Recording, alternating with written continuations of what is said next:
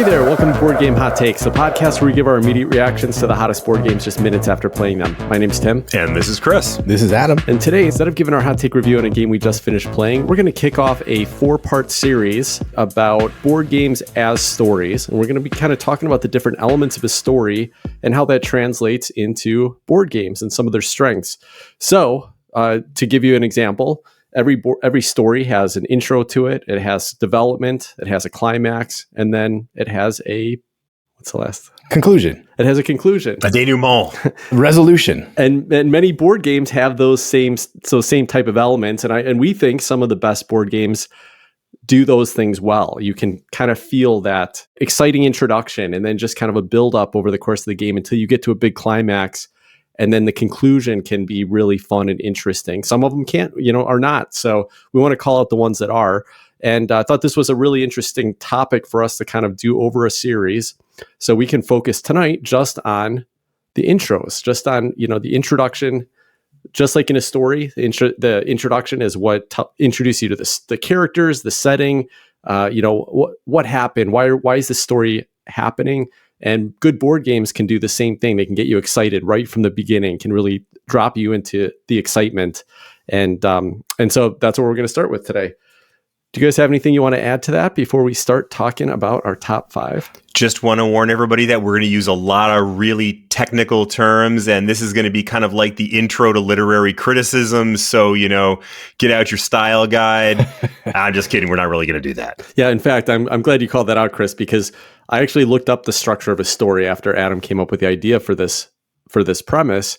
And the reality is that if you looked into the academic description of story structure, it's not 4 pieces, and it's not these 4 pieces. There's a whole bunch of different ways that stories are structured, but I think everybody's going to understand generally what we mean when we're talking about these elements and how they fit into the conversation. Well, now I'm curious, Tim, what were some of the elements of an actual story, academic definitions? Yeah, from what I can tell, there's a couple ways that stories are, like when you talk about story structure, one way is to talk about the 3-act structure, which you've probably heard of with movies and stuff like that. And then there's elements within those acts that are pretty traditional. Mm-hmm. And then with stories, there was like 7 pieces to it, where, like the other alternative that I saw, there was like a 7-part structure, and they had some of the elements that we talked about, but they weren't exactly the same. They maybe had other things added in there. So again, I'm not going to get all academic on your butts here. I can't speak to it professionally or successfully, but I will say that I think the 4 elements of a story that we're talking about, people will recognize. You understand what we're talking about. Okay. No academic butts, my friend. So the other thing I wanted to mention before we start talking about this, though, is that we are changing the cadence of our podcast a little bit, in that in the past, we have been doing 3 review episodes and then 1 special episode. And starting this week, we're going to switch that up. We're going to start doing every other week is going to be a review episode, and then the alternative weeks are going to be some special topic. And we're doing that for a couple of reasons. One is it allows us to try out some new formats of content, kind of like this series, because if we were going to do this series over once per month, then this would take us 4 months to get through and it'd drag. But now we get to do it over 2 months, just a few quick weeks back and forth. And then, but we also have some ideas on other content that maybe aren't the typical top 5 or top 10 lists that we usually do at the end of the month. We have some content we want to try kind of in the middle. And I think it'll be some really exciting, some fun conversations, and we'll see how it goes. But let's jump into the top 5. Now, we actually intentionally didn't discuss what the introduction means to us in relation to board games. And again, I want to be clear that we're not talking about storytelling games. We're talking about board games, the structure of a story and how they're applied in board games. So when we're talking about the intro in a story, of course, you're talking about, you've just met the characters, you've just met the setting, things like that. And with board games, I have a very specific idea of what makes a good intro to a game. How did you guys apply this? What were you thinking about when you picked your list? Well, I tried to think of it the way that I think about a movie or a book. And so it's kind of traditional in that sense. Like, I have a feeling that when Adam gets to it, he's going to be coming up with some pretty wacky, creative, and interesting ideas. Mine was a little bit more traditional. So I started kind of with this premise that I'm being told a story the same way that I would be in a movie. And so learning who the characters are, learning what the setup is, learning the rules of the game, so to speak. I mean, when you watch a movie, there are certain rules that apply. If you're watching a sci-fi movie, you don't expect to see cowboys coming out with their 6 guns. You expect to see aliens, that sort of thing. Or if you go to a comedy, you don't expect it to suddenly get scary in the middle. So it's all of that stuff put together, kind of setting the ground rules for the game. Where is this thing going? What do I expect here? And who am I going to be observing throughout the length of this story? Who are the characters? That's the stuff I was thinking about when I thought about the setup of the game. Well, sorry to disappoint you, Chris. I don't have any cleverness. I basically am going to echo exactly what you said. It's welcome to the game. Are there some interesting choices to be made right up front? Bam, this game's in your face. Here's what you have to decide. Start looking at this, start looking at that. What are the choices that you're going to have to make right off the bat? That's what gets me excited about this introduction phase to a board game. Yeah, pretty much the same for me. Really, I was looking at games that either had a big revelation at the beginning, right after setup. Maybe it's a variable setup. And when you see that, you realize what strategies you might start to go down, or it's choices at the beginning of the game. Maybe it's during setup, maybe it's right after setup, or maybe it's even in the first round of the game where there's some exciting choices, some exciting things that are going to be revealed that will help you, kind of dictate what is your strategy, what are your opponents going to be looking at, really set the preface for what direction this game's going to go. Chris, let's just jump in with your number 5, best intro in a board game. And let me start by saying that this is not strictly a number 5 to number 1 scenario. All of these kind of mesh together. They're all kind of a similar level. They're all great examples. I did kind of, try to skew the more exciting ones toward the end of the list. But anyway, that's neither here nor there. My first game that I want to talk about, my number 5, is Cthulhu Death May Die, designed by Rob Daviau and Eric Lang and published by CMON Games. This one is almost a no-brainer for me because it starts out with such interesting character development right from the very beginning of the game. You start out, you have a number of characters to choose from. If you got all the expansion content, you've got something like 50 different playable characters that you can choose, and every single one has a backstory.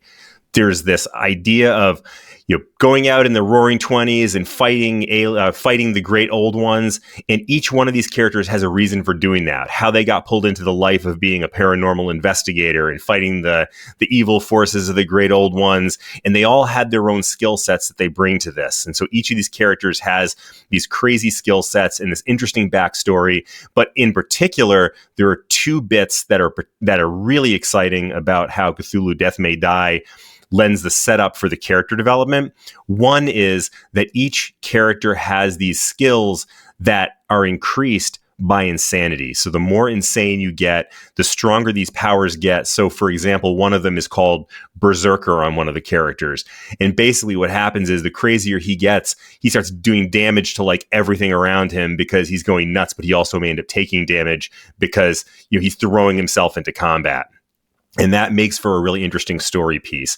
The other thing is that each one comes with a straight up psychosis. It comes into play at certain parts of the game where something will trigger that psychosis, and then there's some interesting piece, whether it's codependence or PTSD or, whatever the psychosis happens to be, something cool happens. And so there's this really neat story element of having interesting characters that kind of leads off right at the beginning of the game. And I mean, what's better for a great story than a great set of characters to kick it off with? Yeah, that's a fun pick, Chris. Like you said, the character development there is great. You're getting introduced to all these different wacky characters with all their different... The codependency one is funny. There's that one character that wants to attach, I think, herself to another character and kind of follow around the map. Yeah, now that you got me thinking about that, it makes me want to play it again right now. Yeah, well, the other great thing about the intro on that game is that it also, you reveal what scenario you're going to do. So there's like a little bit of backstory in the scenario. You find out what your objectives are. You're going to find out what monsters, what kind of cultists are going to be in that story. So I think that's a great choice, Chris, because there's a whole bunch of stuff that's revealed and a couple little choices depending on how you pick your characters that the players get to make. Chris, I have to tell the story about the second time I played this. First time, just me and Chris played it. It's fine. We were exploring it. Second time, he had taught it to his wife, and his wife, Rachel, comes over and she sets it up and we're about to sit down and play and I'm ready to go. And she's like, no, what is your character? And I was like, I told her the name. She's like, no, you got to flip it over and read the whole backstory on the back. Wow. So that was the most exposed I got to the intro on that game in the past. Nice. There's a game you're going to pick, Tim, with incredible backstory on the back of the player board. I'm excited to hear about that because I don't know much about it yet. Start off my list, similar to Chris's. There's no particular order here. It's just games that I enjoy their introduction. They're all vastly different. And there's a lot of games that do similar things to each one of these games that I'm going to mention. I'm going to start off here with a game that I love and you guys poop all over. I don't know why. It's Innis or Inish. I still don't know how to say it. But this game is fantastic. If there's 3 players, you draw 3 of these crazy, scraggly territory tiles and you put them out there and you set them up. Somehow they fit together, even though they're all irregular and whatever. That's not even a real nameable shape, but you plop them together. You got your shapes out there. And then each player does this. It's something like maybe Risk. I don't want to say Risk because Risk is lame. But there's a few games that do this where you're putting your members, that sounds bad. You're putting your little, why are you laughing, Chris? Members of your clan. Does that sound better? You're putting your troops out there on the map and everybody puts 2 little characters out there on these irregular but beautiful looking territories, right? So that there's some thought in that already. Oh, Tim's putting his guy here, but there's already been a capital set up here. Do I want to try to be the chieftain here and put all my guys in that little territory? What am I going to do? How am I going to work this out? So there's already some thought going in there. And you know who the chieftain's going to be. You know which way turn order is going to be because you already flipped this this coin. I wish it was a real coin, but it's just a chit, a giant circular chit. And then this is going a little bit more into the flow of the game, but you have this amazing draft of these green cards. Welcome to these next, it's 16 cards. One of them gets tossed or something like that. I'm talking about 3 players again. You get to take a look at these. You get very familiar with these cards over the course of the game. But if it's your first time playing, you're going to be like, what? I don't even understand in what situation this card would work for me. You're looking at these cards. Okay, I guess I'll take this one and I'll pass these 3 over here. And these cards come back and back around. And you're just kind of like, well, this one sounds good. I guess I'll take that. But that is the intro to a very amazing story that's going to explode in subsequent rounds. It's going to have all these emergent properties that come from that intro piece that I absolutely love. That is Innis or Inish, a fantastic game. It's been such a long time since I played this now. I don't recall the intro being exciting, but it's been a while. Maybe we got to get this one played again. You guys are mega poops for not liking this one. It's in the top 100. Yeah, mega poops. Okay, Chris, go ahead. I don't think it's fair to say that we pooped all over it. I think I've said that it's not my number one game for sure. I'm willing to give it a try again because it has been a long time. And as I recall, it has been a long time. So like Tim, I don't remember all the details of the setup. But one thing I will say about the game is that I don't recall story being one of its weaknesses. I think story was actually a good call because of that. Well, thank you. You know, this is a good BGHT con candidate. Let's bring it back to the table. Mm-hmm. You know, what a fun game to be just around the table, trash talking each other. And like, you think of how angry Steve's going to get when Chris comes in and takes away one of his things right before he gets a victory point. You make a great point here because this is one that doesn't have a score track.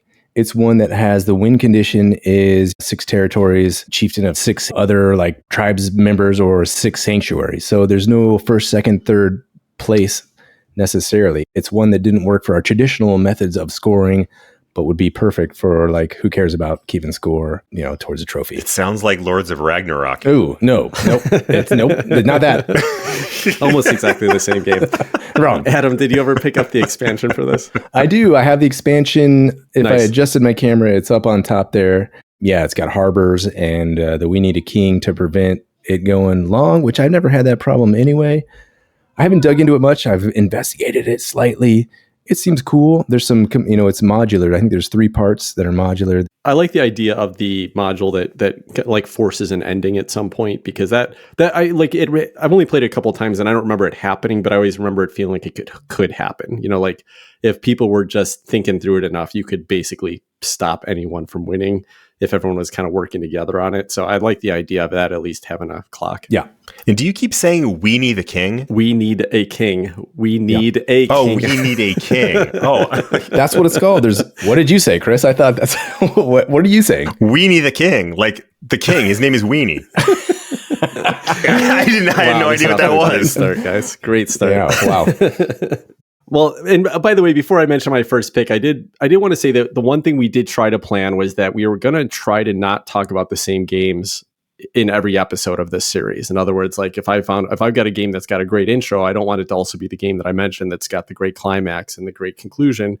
But it's possible there will be a little overlap there. So we are going to be trying to talk about a variety of games, not just focus on our top 5 games of all time. I think what we should try to do, this is something I'm going to try to do the rest of my picks throughout this series, is find a game that excels maybe in one of these areas, and is weak in the other areas. So one game that does this particular portion really well, but maybe it doesn't do the rest that great. Well, that's interesting, Adam. I wish you'd brought that up before I made my list, because I don't think any of my games qualify on that category, but I will think about that in the future. It's a cool idea. It's a challenge, right? Besides, we might be getting, by the end of the series, we might be getting a little light on a lot of the best games out there. So we might be picking things that only do one thing well. Have to go deep. Yeah, exactly.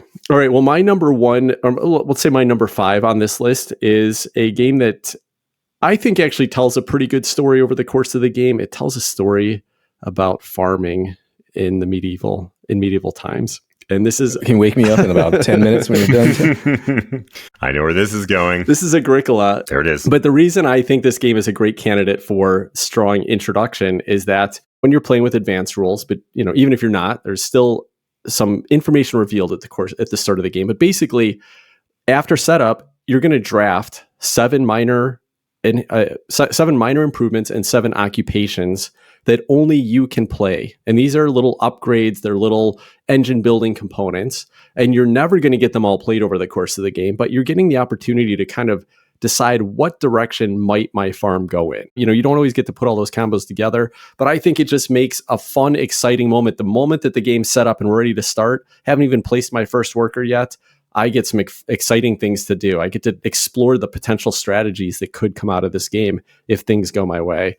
And I think that's great. I think a game that gives you some choices right at the beginning before you even really start the game, before you start taking your first move, is fun. And Agricola does that well. I would not have thought of that one, Tim, but I heartily agree with it. Those occupation cards and those special tiles you get at the beginning, I think are really interesting and really do kind of start telling a cool story. Yeah, as much as I want to pretend to be snoozy about this one, it is cool.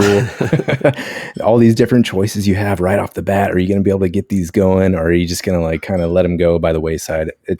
Has some great choices right off the bat. Yeah, my only complaint with this, if you play this async on Board Game Arena, so you've got 4 people playing it async, you'll draft one set of cards every 5 hours or once a day or something like that. So it takes forever to actually get the game started there. But in person, it's awesome. It's super quick little draft that has huge impact over the rest of the game. And I love that. Well, since we're talking about resource management Euro style games, I'm going to keep that vibe going. And love it.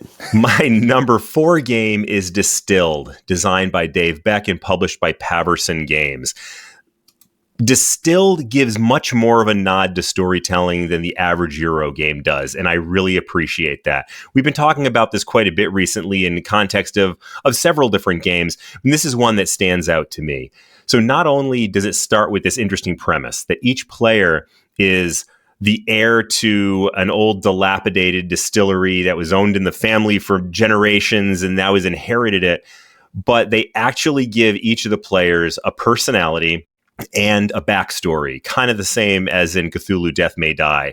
You may be the jazz trumpeter from New Orleans who inherits the distillery and goes off to make brandy, or the nun who inherits a gin distillery. And yeah, I know there's actually a nun in there. Hold on, wait, Chris, are these real characters in the game? Yeah. Yeah, these are actual characters. I didn't know. I had no idea. Yeah. I didn't get any of that flavor from the time that we played. Man, I'm missing out on a whole intro level of this game. That sounds amazing. Yeah, we probably skipped over that a little bit because we were, trying to get a bunch of games in. But yeah, and each of these characters not only has this little bit of a backstory, but they also have one of the most fun parts of the game. They have a signature recipe. It's kind of their own personal family recipe that they bring, and it's in some way themed to the character. So, like the nun who makes the gin is a special London dry gin or something like that, and the guy from New Orleans makes apple pie moonshine or something like that. So they're really neat, and they're one of the best point getters in the game are these special recipes, and they're also interesting, and you have to get these special ingredients for them, and it just kind of sets the stage for this story of this game, which for the rest of it, it's managing resources and it's building things out in a way that is, standard amongst so many Euro games.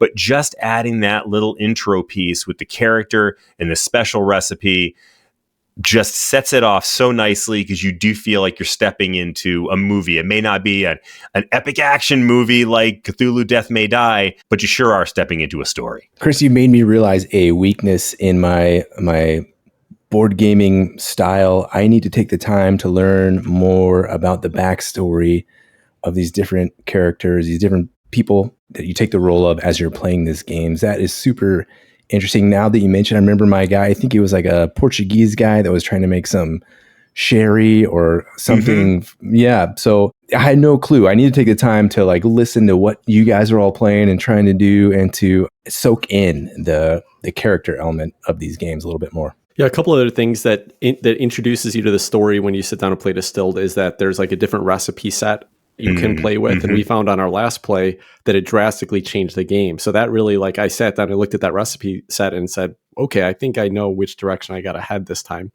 And combined with this, although it's not really right at the setup, but right after, one of the first things I always try to do in that game is pick up one of the distillery upgrades, at least, in the first round, which they're expensive. They may be hard to get, but that's going to be the first thing that kind of drives your strategy a little bit. Is it a thing that makes your bottles cheaper? Is it a thing that makes it, give you extra money every time you put something in a barrel? Does it add an extra flavor every time you age something? So I like just that first round where you're deciding, okay, what's the direction I'm going to go? I'm going to combine that with my character's special power. I'm going to try to combine it with the country that I'm, trying to build up around. And it really is fun to just get that started and see how things are going to kick off. Yeah, those are great call outs, Tim. All right. My next game is Battle for Rokugan. And this is one that I hadn't played until a few weeks ago, a month ago, when we all met up in Portland, which was fantastic. So we got this one at the table, and I thought the intro was fantastic. If you guys remember, first of all, that beautiful map is sitting there on the table. You're like, wow, look at these colors. That's neat. Let's play this game. And then you have these different territory cards for, I think it's 6 or 7 different territories. I think there's 3 or 4 cards for each of the different territories. So those are secret and underneath. So the intrigue there, you're already thinking, oh, what are these little territory bonuses going to be? It could be this or this or this. Who knows? And then you're picking a clan. How do you want to do that? There's a lot of games that can do this. You just do it randomly, or are you going to how are you going to pick which asymmetric character you are? That's a whole different discussion that Tim is going to talk about in a game that I wanted to steal from him. We'll go back to that. That's a little foreshadowing there. But then you deal out these secret objective cards and you check these out. Oh my gosh, I'm supposed to do this during the game. How am I going to accomplish that? Okay, well, shoot. Okay. And then these, I think it's 6 little tiny chits. There's a billion of these things. You're putting them behind your screen and you're trying to figure out, oh my gosh, how am I going to use these? Put those on the map and mess with everybody to accomplish these goals. Also, there's the first player setup in this game, which I think is one of the coolest first player setups that there are. So everybody has a card that they're throwing into this pile, and then there's a couple random cards that might say whoever has the most control the territories is now first, because first player is a big deal in this game. You do not want to be first player in this game. You want to be last so you can have the final say and make the final choice of going into this thing. And then you're doing, again, like a risk style, you're placing your starting control tokens, all of the control. So it's 3 or 4 control tokens. You're kind of setting up the board for the rest of the game. And again, a lot of games do this, especially Troops on a Map games do this, where you're sort of picking territories that you want to have control of first to start off the game. And then the game kicks off. So that's kind of the setup. You've got these intrigue with the territories. Are you going to try to get control of those right away? You have these secret objectives that you're going to try to accomplish. A lot going on, a lot of fun decisions in this quick, light rule set game, Battle for Rokugan. I'm so glad we got to play this one. I can't wait to play it again. Yeah, for sure. It's exciting. Can't wait for that first setup, for that intro, to see how the game's going to play out. I still love my favorite story, which I don't think we told on the show, about the Battle for Rokugan, was, like you're placing those initial markers to show kind of the territories you're going to go for. And there's this island off to the side that just has 4 little locations in it. And Steve places like a marker over there, and then Chris places one.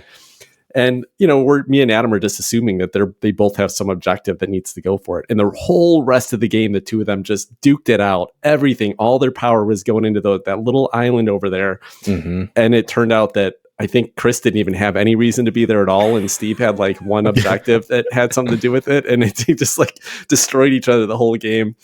So yeah, even with some direction at startup, sometimes you don't make good decisions in games like this.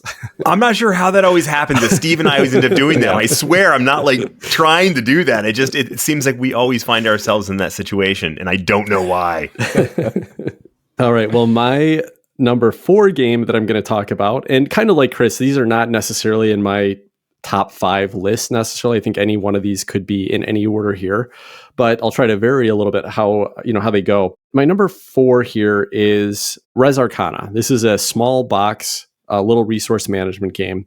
It's a Euro style game. You're dealing with resources, but the setup here is so important because the whole game is based on playing cards out of your deck, and your entire deck is going to be 8 cards. That's all you've got. And you're going to draft those cards at the start of the game. So everything that you can build on your side of the table, you're going to draft in that starting hand. But beyond drafting that, before you start the draft, you're going to be given 2, I think they're wizards, but 2 characters basically that you can choose from, and they each have unique powers. And so you want to draft your cards in order to work with them. But beyond that, you also have these places of power, which are these really high point and valuable things in the middle of the board that everyone's going to be racing towards. So you want to try to see, how can I build a deck that's going to help me get to that place of power first. So to me, I think this setup, the introduction on this game, creates so much fun. It's so exciting to just get that started, see what you put together. And then after you've done all that, you reveal the first 3 cards of your deck. That's your starting hand. Go start your first round. So super fun intro on Res Arcana for me. Adam, have you played this one before? I have. It's one I need to go back to. I don't get it. I don't get this game. I'm missing something. So I want to go back to it. I want to sit down and play it with Tim or Chris. I want to have Tim explain to me, like, where's the joy? Because I know there's got to be joy in there. A lot of people love this game. Tons and tons and tons. Last time I was at Tim's place, I think, when I made it out there randomly, we got it out and played it, and it was a head scratcher for me. I was like, these little turns don't make sense. You got to show me, Tim, point it out, like, hey, this is what's awesome, Adam. This is what you're missing, because I know there's got to be something there that I'm not seeing. So I want to go back to it. Well, I've particularly been enjoying this game lately. A listener of ours, Mark, who also happens to be a local guy, and I've been gaming with him recently. He invited me and one of his friends that I think lives in Seattle or something like that. But the 3 of us have been playing this a little bit, and I've been having a blast playing this 3-player, and they're both very good at it. And it's very competitive games where you're getting down to that last turn where, everybody could push over that turn, and, maybe it even comes down to who grabbed the first player token and passed first. So exciting game, but I just love the setup on it. I think that's my favorite part about it. There are so many games that get so much better when everyone is at that same competitive level. That's a neat thing. Chris, have you still not played Res Arcana? You and I played it once, Tim, and I kind of felt the same way about it that Adam did, although I do recall it being really kind of thematically interesting. So, I mean, I would certainly be willing to go back and give it another shot. I just played the one game. Maybe I'll hit you up for a async game on Board Game Arena, because I think if you just and the rules don't take that long. It's a pretty simple pretty simple rules to learn. If you go back and just learn it and get in with it, maybe try a game or two with me. I like the variety, and I like how every game plays out a little bit different. I agree, Adam, the turns can be small, especially in person. The game tends to feel a little bit like, well, I'm doing a whole lot of not interesting things many turns. I still have fun with it. I like the setup. I like the excitement of what are you starting with? What are you going to get done every turn? Just to reiterate, I feel like this is a game I know there's something there that I'm missing, and I need to go back to it and figure out what it is that I'm missing. Yeah, maybe even a 3-player game would be fun with you guys. We'll have to give it a shot. Yeah. Well, changing tacks significantly here, I'm going to switch over to an epic Awaken Realms adventure game for my number 3, and that is Tainted Grail, The Fall of Avalon, designed by Krzysztof Biskorski and Marcin Svierkot, and again, published by Awaken Realms. And this one, no subtlety here. This is just pure bludgeon you to death storytelling, but in a way that I think is so satisfying. The setup is pretty much the same for all characters. There's there's not that much of a difference, and even the individual abilities of the characters, they do have some difference, but they're not epic differences like there are in a lot of games. But what this game does have is storytelling like you would not believe. Each character actually gets in the box, because this is, of course, an Awaken Realms production, which is always impressive, like these handwritten letters from some person within the village telling them why they need to go out and start this quest. The idea here is that these, the great masters of the various, the arcane arts and fighting and sorcery and all these things went off from this village into, to seek out Avalon, because there's darkness and evil taking over the countryside. And the people who are left are like the sad little scrubs who weren't actually good enough to join the main party. Yes. And so there's these letters, like, I started by playing he's like the village blacksmith, and it's the master smith left him a letter saying, all is lost. And I won't say much about it, because anybody who's playing the game will want to experience that for themselves. But you start the game with this personal letter written to your character about why they're doing what they're doing. I mean, that is storytelling at its best in a board game. It doesn't hurt that this is also a game that's designed to be very story oriented. It's best, it is a co-op game. I think best as a solo game.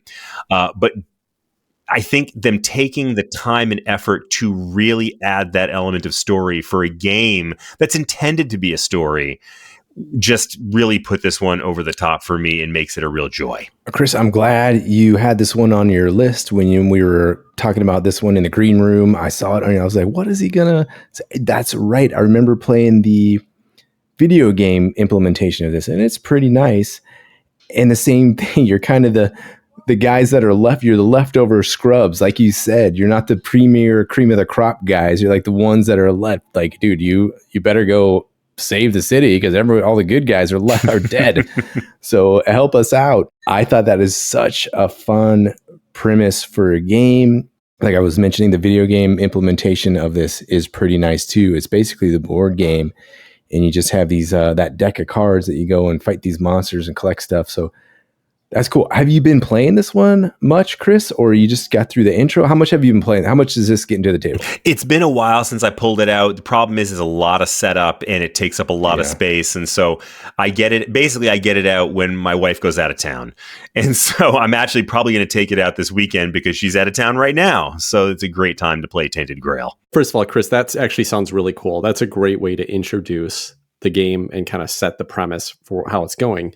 I love that. And my only memory of this was the day that Adam handed it off to Chris. It was our first BGHT con. We're in Palm Springs, and Adam brings this big cardboard box into the house, and Chris opens the first box and takes out a mini, and that mini was his mascot the whole rest of the weekend. He had it at the table for every game. Right. I don't remember what mini it was, but some little barbarian holding a sword or something like that. So yeah, I have zero interest in playing this game ever. But he said the same thing about Frosthaven a few months ago, right? I don't know if I spoke in that strong of language. Okay, from minis to flat, colorful squares. I don't understand this pick, Adam. I don't understand it. I need help here. I will explain this one to you thoroughly. It is probably my favorite pick. I'm throwing it in the middle, right? This is where stuff gets lost. This is absolute best pick of everybody's game, the best intro. I'm talking about Azul. All right. What's Adam talking about? You know that there's 20 of each color of 5 different color of tiles in the bag. I'm talking about the 2-player game. I don't care about 3 or 4 players. That doesn't matter. This game is a 2-player game, like through and through. With 2 players, there's 5, they call them factories. There's 5 circles where you're putting 4 tiles each of 5 different colors on these tiles. And it's all about probability and distribution. Is there any of these factories that have 3 of one color? Is there any that have 2 of one color? Is there any that have 2 that you can make your 3rd row? You can complete that up. All these decisions that crop up the opening. So this is a game with an opening. There's different openings. If there's 3 tiles on one space, if there's 4 tiles on one space, holy cow, that's a no-brainer. You take that right away and you get to be first player again in the second round. It's amazing. The other guy's totally hosed. There's no chance. These tiles come out. You have to think, am I going to be able to complete my bottom rows? What's the best? Maybe there's only 2 reds. You know that there's 18 reds left in the bag for the rest of the game. There's so much going on here with such a simple mechanism of pulling out 4 tiles for each of 5 factories in this game. Azul, what a fantastic, beautiful, elegant, simple game. I absolutely love it. Tim, are you convinced? Well, no, not at all. But I can kind of see. Well, listen, I can kind of see. First of all, I probably played this game 100 times and have never once counted how many tiles of that color were in the bag. I don't think I knew there was 20 of each type. Probably why I lose this game all the time. But Adam, do you think that the excitement of that intro, is that really just the first round, or is it the same on each round, like on each subsequent round, or do you think that first round is the most impactful? The opener is huge.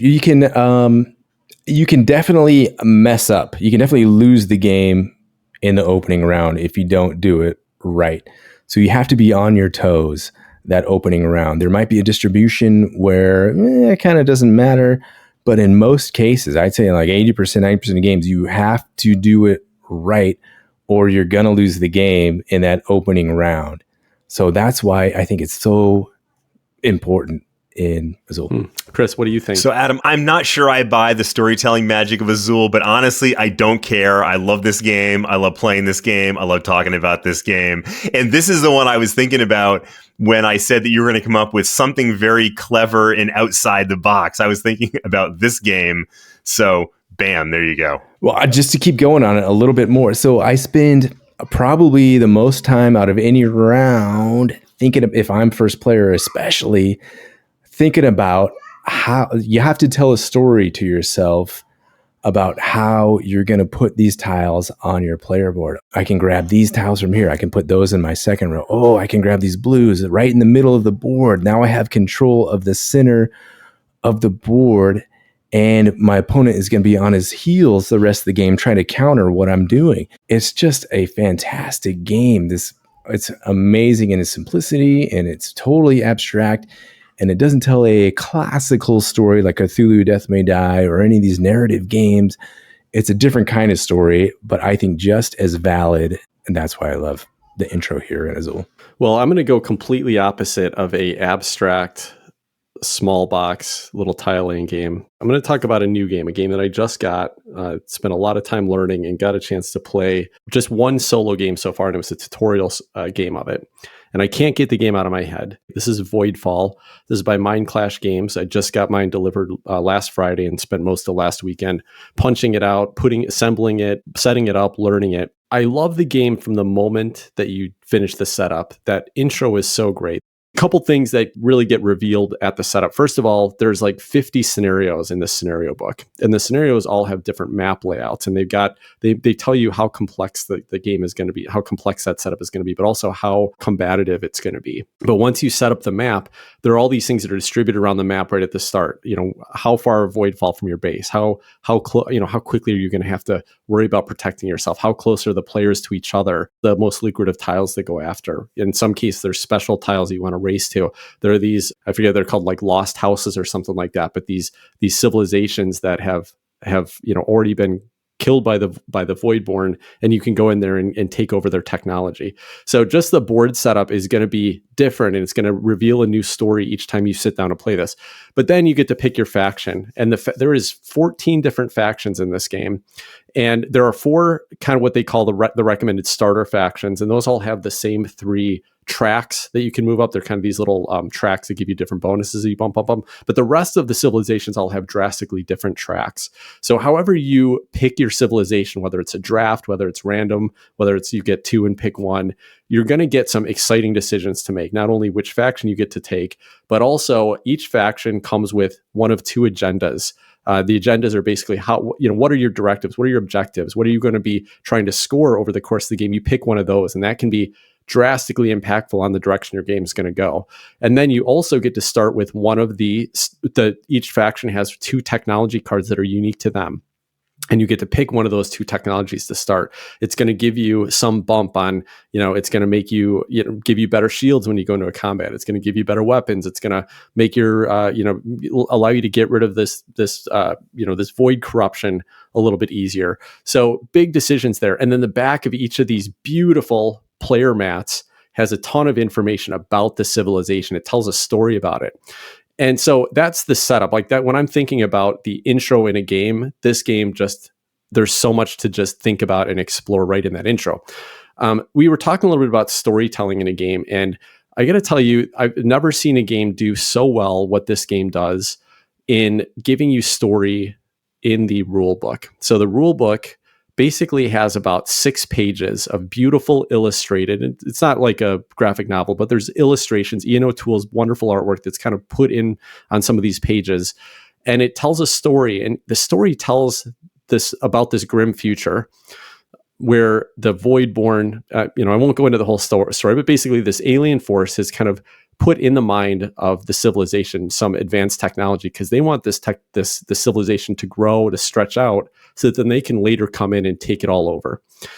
But it tells this story over like 6 pages. And as it's telling you the story, it's introducing you to the elements of the game. Like, what does combat mean to you? What do the agendas mean to you? What does the technology mean? And it really ties the story into it. And I've never seen a rule book introduce the story into the mechanisms as well as this game did. So learning the game was wonderful. And I would even advise that if you're going to teach this game to somebody, and if they're game for it, like send them those few pages and let them read that just so that they get that backstory, because otherwise you're going to introduce them to it, tell them some, little tiny part of it, and they're just going to miss out on all the flavor there. But in any case, the intro to this game, every game is going to be an exciting couple choices, some exciting reveals. And I can't wait to go back to it. I'm trying to set up a game with my local game. I was literally texting a couple friends trying to schedule a game night of this while we're talking here today because I want to get this played again really bad. That sounds so good. I cannot wait to play this one. And actually, as of this Friday, all 3 of us will officially have our copies of this game because I just got my delivery notice.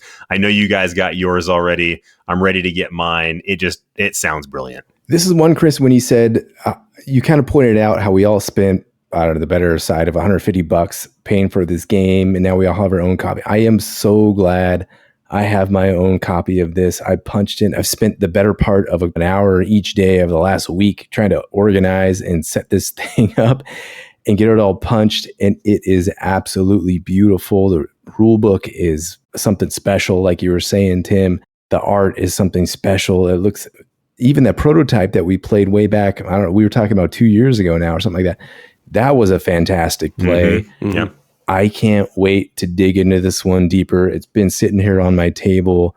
I'm ready to just go full in on this one and get consumed by it.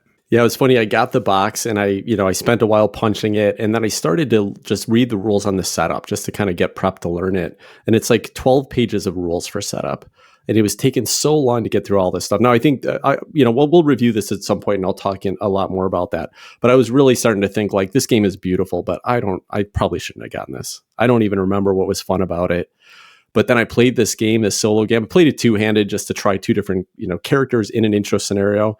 And it is fun decisions. So it is really, truly a special game, I think, and a game that I am going to be so excited to play anytime we can. And a game I can't wait to play with you guys again the next time we all get together in person. Now, this is what I alluded to earlier on. The back of the player boards has all this information on it. What's on there?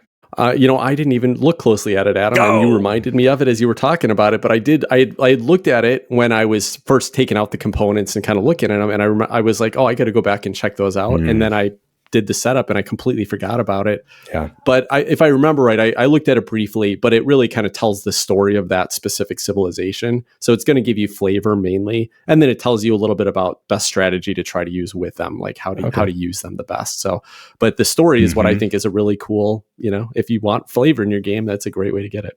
I kind of love it when a game does that. It gives you a little bit of like, hey, this faction does a little better when you try to do this thing or this thing. I think that's pretty nice. I love having that option to read about the character that you're playing if a game includes that. Well, hippity hopping on to number 2 on my list. It is Obsession, designed by Dan Halligan and published by Kayenta Games. I have talked about this game before. We did a review episode for anybody who's interested to go back and listen to it. And I'll make the same comment that I've made multiple times about this game, which is it is amazing how much story they pack in to this game, which is a bunch of cards and cardboard tiles. So the premise of Obsession is that you're in this small village in England and you're a bunch of noble families, and every one of the noble families has fallen on some hard times and things just ain't good the way they used to be, sort of like Downton Abbey. I mean, this is basically Downton Abbey, the board game. And then the fancy new Fairchild moved to town, and they've got 2 kids, a young woman and a young man, and everybody wants to court the Fairchilds. How are you going to do it? You're going to do it by throwing the best parties, by having the best estate, by inviting the right guests. And at the setup of this game, you start by picking which family you're going to be. And in brilliant fashion, each of these families has some little benefit, which is pretty standard stuff in board game standards, because they provide some little benefit for that family. But the way that it's built into the story is absolutely delightful. So one family, they're the rich family. They start with a little bit of money, which the other families don't have. One family has the finest service in the county, and so they have an extra footman. Another family has the Dowager Countess lives with the family, and so you have an extra family member card, and family member cards are easier to play. So you start out with this little bit of story right off the bat, and you know a little bit about the family, and then the whole rest of the game. I mean, this game could easily fit into every category for me in terms of it does everything well in terms of story, I believe. But the setup, I think, is particularly exciting and really impactful because it drives your strategy in a lot of ways. So you can pick the family that has the great service and focus less on getting more servants and focus on the kinds of things that you can do with that extra footman. Or you can focus on buying a fancy estate accoutrements if you have the family that has money. The story that goes with this, and each card has its own little flavor text about the person who is on the card. So you don't just get this person gives you money and prestige, but this is Lord Rumblebuffin, who is a cad known throughout the county who will seduce the ladies. And so you lose reputation by inviting him over, but you might get money, whatever. There's all kinds of neat stuff happening here in this game story-wise. And a lot of it takes place right at the outset when you pick your family and you figure out who you're going to be. Chris, you've said some words I don't even understand. Dowager, footman, countess? I think I know what a countess is. Accoutrements? Accoutrement? Did you say lawn tennis? I don't. There's all these words in this game. I don't even understand what they mean. So somehow it started to come together for me a little bit on the last time we played this on Board Game Arena. I see the appeal of this game now. It's starting to come to me. I think that's a fun choice, Obsession here. I want to play this once more. I think you'll just have to sit down and play a couple games of it with your valet, maybe, and prep for the next session. Sounds good. Yeah, well, a couple things. One is that there's also more intro in the story, and that you get some like objective cards you're trying to work for. I don't think you mentioned that, Chris. So you kind of, it kind of gives you right at the start some goals, some things you're going to be looking for, whether it's specific types of rooms. And when you have that goal card and that one of those rooms you need is sitting right out there in the market ready to buy, right away you've got the story of like, what am I going to be doing this game? This is a really good pick, Chris. And interestingly, this game has been growing on me as well. When we originally reviewed it, I felt a little mad about it, and I felt that way over several more plays. But the more I get invited to it and the more I get into it, I don't know why my feelings have changed, but I'm starting to really dig it. I'm really starting to get excited when it's my turn to play. And this was probably my biggest sadness that we didn't get played at our last con, because Chris brought this and it was on the table and I was so close to picking it a couple times.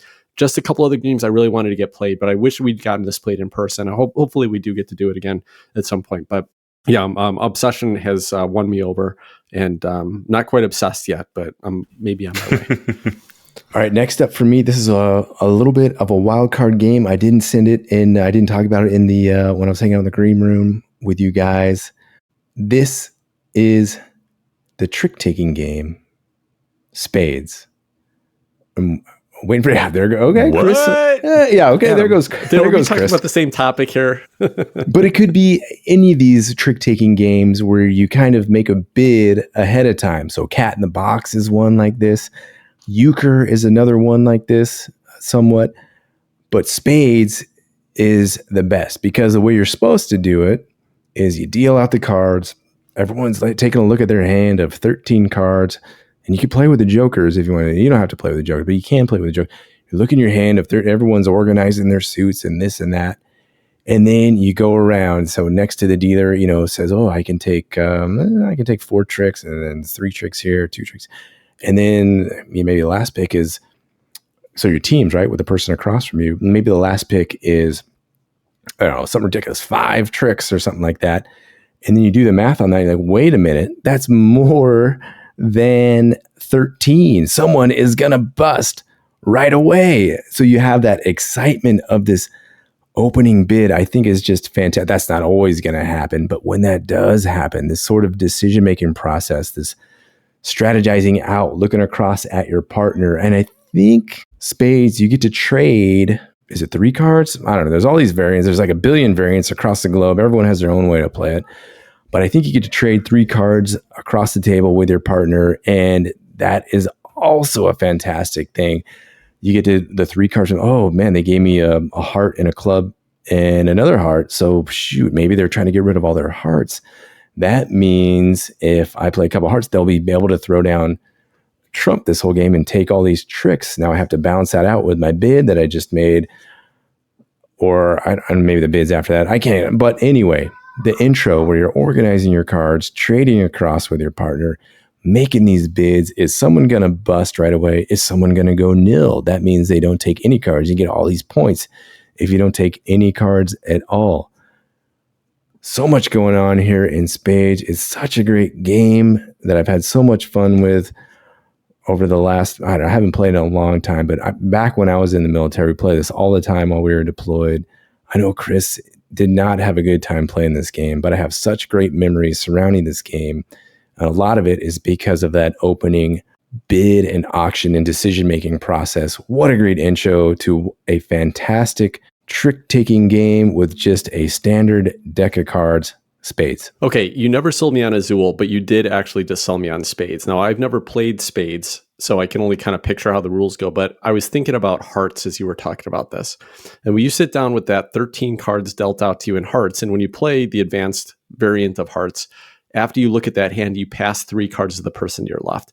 And it's such an exciting intro, because do you have the Queen of Spades in your hand? Yeah. Well, do you want to keep it to make sure that you can be the one that sticks someone with it, or do you want to pass it so you don't get stuck with it? Yeah. And most exciting, when you can pass away the only 3 cards you have of a suit to somebody else and have that Queen of Spades in your hand, so that you know the first time that someone plays that suit, you're going to drop that thing, except the person to your left just passed you the same 3 colors that you just handed off. That is such a great, when you get that opening hand, it's so exciting to think about how you're going to try to make this, and then the story, of course, evolves and it changes and there's a climax, but there is a great intro to Hearts. And so I'm assuming that it feels a lot the same in Spades. It does. Chris, anything to say on these fantastic games? Sorry, man. Still not buying it. All right. Well, I'm going to get into one of the two games. Okay, so I said that these weren't really in any particular order, but I lied. There actually are two that were at the top of my list that immediately came to mind when we talked about this topic and will always be, I think, the two games that when I sit down at the table, I can't wait for that opening. And the first one that I'll talk about, my number 2, is going to be Terraforming Mars. It was the first thing that came to mind when we talked about this. And Terraforming Mars has such a great opening, especially if you play with Prelude, because, okay, first you've got the board set up. There are a few different boards, so that could dictate what awards are out there. But then more importantly, you get dealt 2 corporations. You get dealt 4 Prelude cards that you're going to pick 2 from. You're only going to get one of the corporations. And you're going to pick 10 starting project cards. And you get to decide where your game's going to kick off. Are you going to get some Prelude cards that go with your corporation? Are you going to get some projects that are going to really start to ramp you up and help you build your civilization, or, build your terraforming process? I love the choices in that. Another game I'm just going to slip in here, which reminded me of this a lot, and I've been playing a lot of, and that's Arc Nova. Arc Nova also gives you 8 cards to start, and you pick 4 of them, and you get to pick which of the boards you get, what abilities they are. But I think Terraforming Mars has just a little bit stronger opening, more fun and exciting choices to make right there at the beginning. And especially when you're looking at the awards that are out on the table and thinking about how can I really focus on hitting one of those awards before anyone else can. So I'll use my starting hand to do that. I love the story. I love the opening that Terraforming Mars gives us and really kicks off the game in a wonderful way. And don't underestimate the power of flavor text, man. With these corporations that you get, they really do have some interesting corporations in there. One of them is the United Nations Terraforming Initiative, and they get this special benefit. This other one that I remember always thinking was kind of really amusing was United Cinematics or something like that, where basically it's people that are movie makers. And so you get this extra bonus when you play a big, exciting event card, dropping an asteroid on your opponent's, home base or something like that. I think that's great. They add a little bit of story in there in a way that if you didn't have just that little bit of flavor text on the card, you'd lose a lot of the story. And I appreciate that they did that. Yeah, this is a great pick, Tim, with the Prelude cards and the corporations. You're trying to, every time I play this game, the last few times I played this game, every time I play it, but the last few times I played this game with you guys, I've had my corporations and my Prelude cards, and I'm like, there's no way I'm going to lose with all these cards. These are fantastic the way they combo together, and then I get my butt kicked. But I always have that feeling right off the bat, these are so great together. How could I possibly lose? It's such a fun choice right off the bat to figure out how all these things are going to work together and how you're going to dominate the rest of the game. All right. That brings us to, drum roll please, number 1. And I feel almost like this is a cop-out because it's so obvious. So very obvious. But I have to say it because it needs to be said. And that is Nemesis, designed by Adam Kopinski and published by Awaken Realms Games. And I feel like it's nice to be able to say some good things about Awaken Realms after we talked such bad stuff about Lords of Ragnarok, which I think deserve the things that we said. But it's nice to be able to talk about some of the things where the Awaken Realms games really do shine. Storytelling is one of them. And holy cow, there is nothing like the intro to Nemesis. We've talked about this game a ton, but just for those who may not have played this game or listened to any of our other discussions of it, you start the game coming out of hypersleep in your spaceship, very much the same kind of setup as in Alien, where you've got an alien that has come aboard your ship and they're starting to spawn. You're trying to find your way around, figure out how to accomplish your mission, and you're trying to survive. But the thing that makes Nemesis so exciting is that not only do you get a character that has a whole slew of special abilities, and they really are unique individual characters, but you get these cards where you have 2 alternative missions, 2 alternative goals. One of them is called a personal goal. Usually that's a pretty cooperative type of goal. You don't really have to go head to head with anybody. But the other one is your corporate goal. And those tend to be ones where you're not really going to get along with your fellow players too well. It's either killing somebody or making sure that somebody doesn't make it back, or making sure that the aliens make it back to Earth so they can be studied. But the bottom line is that you don't know what you're going to do necessarily, because you don't trigger that until you have the first contact with an alien where you decide which one of those goals you're going to try to do. And you really don't know what your opponents, or your not necessarily opponents, your cooperative players are trying to do.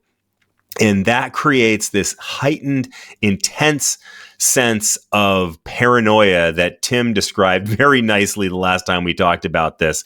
But what it does, I think, is it makes it so you inhabit your character in Nemesis in a way that I've never played in any other game. Like, I really do feel like I am that person.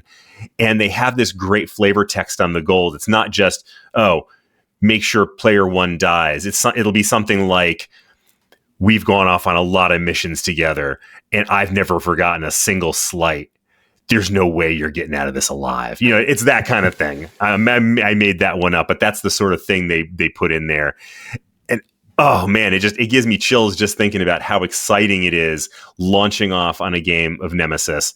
Oof, man, so good, so good. Chris, this is when you mentioned, I was like, oh, Nemesis, that's not even, the last play was kind of repetitive, and I made all this noise, and aliens popped up and here and here and here.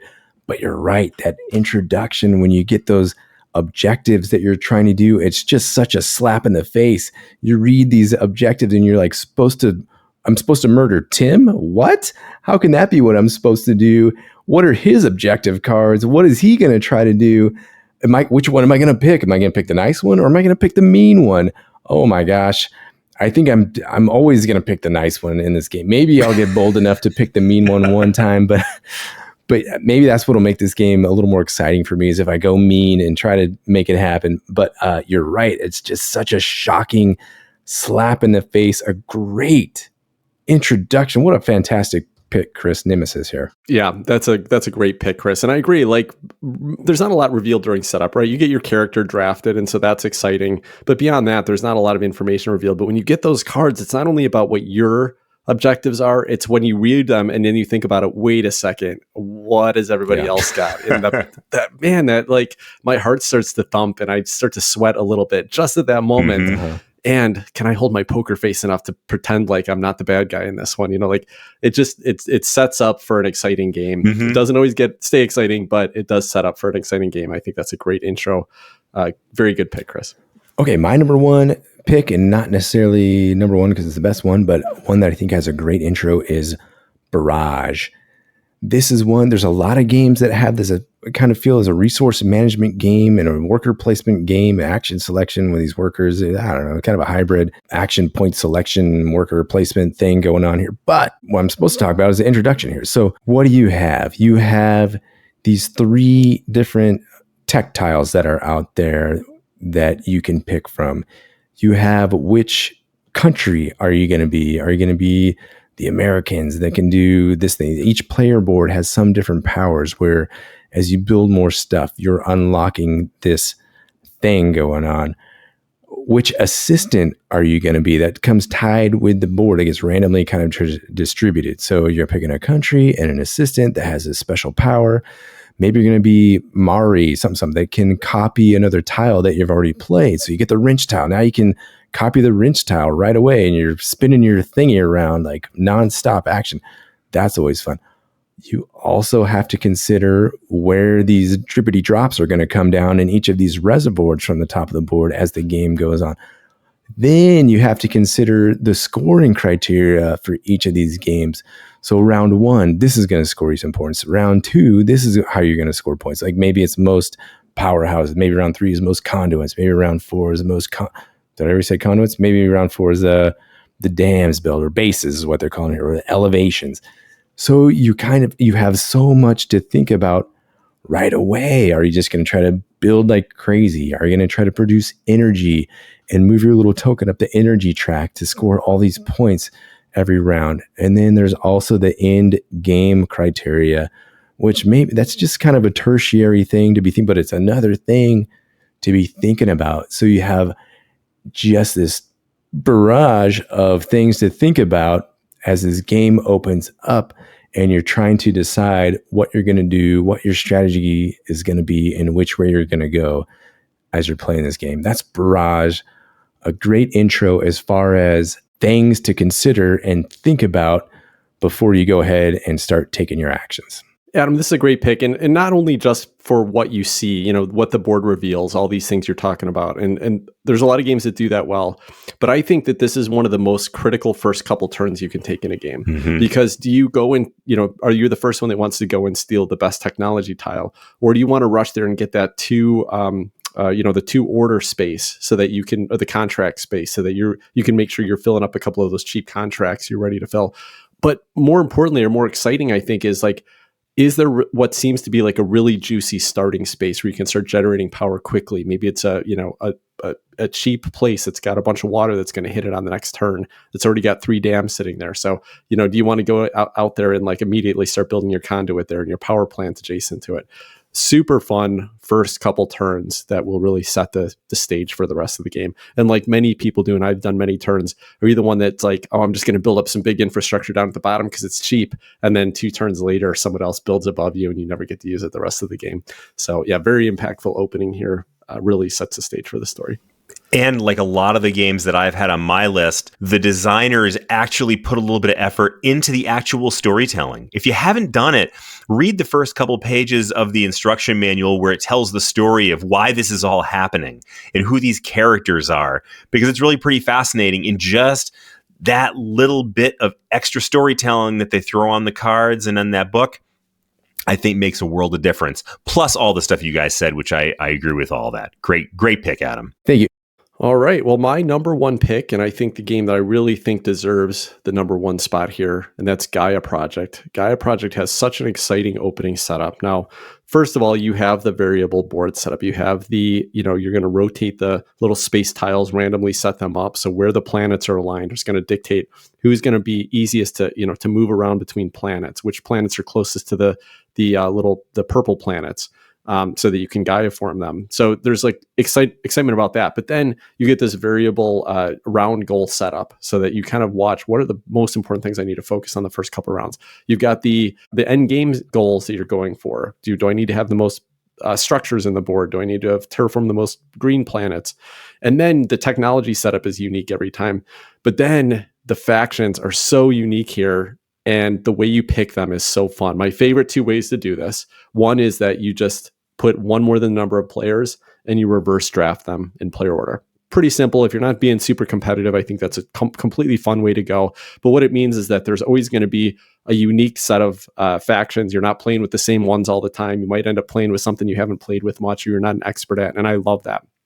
If you want to play this more competitively, put the same number out as the number of players and then let people auction on them. So pick 3 at random if you're playing a 3-player game, and then people auction their starting points to see what they really want to go after. And that's a fun choice because if you think that there's one that's really going to win with this setup, go all in it. I mean, heck, spend 10 points on it because nobody wins this game by 10 points. They win it by 20 points, by 30 points, by 50 points. So if you feel really strongly that that's the best one, you better bid high on it. But it gives you a fun, exciting moment right at that intro of, am I going to get this one that I'm excited about? That little auction right at the beginning is super fun. So I think Gaia Project just nails the intro. I can't wait to get this set up on the table, see how everything just falls randomly out of the bags as I'm putting out on the little round marker and the technology tracks, and then the game develops great from there.